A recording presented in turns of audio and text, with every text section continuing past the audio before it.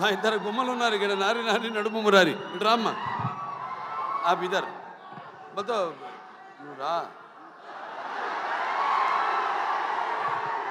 ఈవిడేమో కత్తి, ఈవిడేమో ఖతర్నాక్. కత్తి అంటే తెలిసిపోతుంది, కత్తితో పొడి చేస్తుంది డైరెక్ట్గా. పాపం వెన్నుపోట్లు తెలియవు. ఈవిడ ఖతర్నాక్ అంటే మనకు తెలియదు, పొడుస్తా పడవదా అని. నిన్న చూడండి, అదేది కత్తులతో కాదు కంటి చుప్పుతో చంపేస్తాను నేను, ఆ టైపు.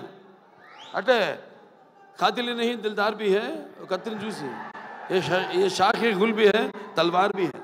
ఎక్కడ మనం ఈయన లోకంలో ఈయన ఉన్నాడు.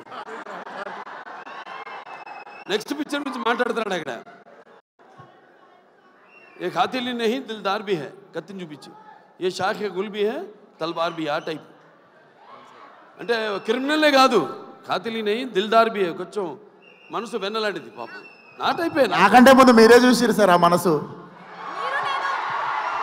ఏ షాఖే గుల్ భీ హై అంటే ఒక పుష్ప గుచ్చంలా కనిపిస్తుంటుంది, లేకిన్ దిల్దా కానీ మర్చిపోద్ది కత్తని, ఆ టైప్. సో మంచి అనుభవం ఈ అమ్మాయితో మన సినిమా డిక్టేటర్ యాక్ట్ చేయడం. ఎందుకంటే ఇద్దరం ఒకే టైపు, ఎమోషను మాలో ఉన్న ఆవేశం అయితే ఏమి, బబ్లింగ్నెస్ అయితేనేమి, రెండు కూడా మ్యాచింగ్. నేను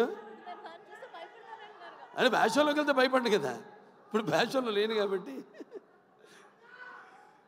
సార్ అలాగే అమ్మాయి కూడా నేహా శెట్టి,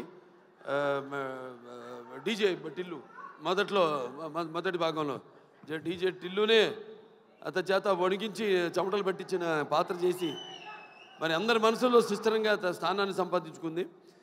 సో వాళ్ళిద్దరు పాత్ర గురించి చెప్పాడు ఆయన, విశ్వక్సేన్ గారు అలాగే డైరెక్టర్ గారు చెప్పారు. ఎందుకంటే నాకు సినిమా గురించి తెలీదు.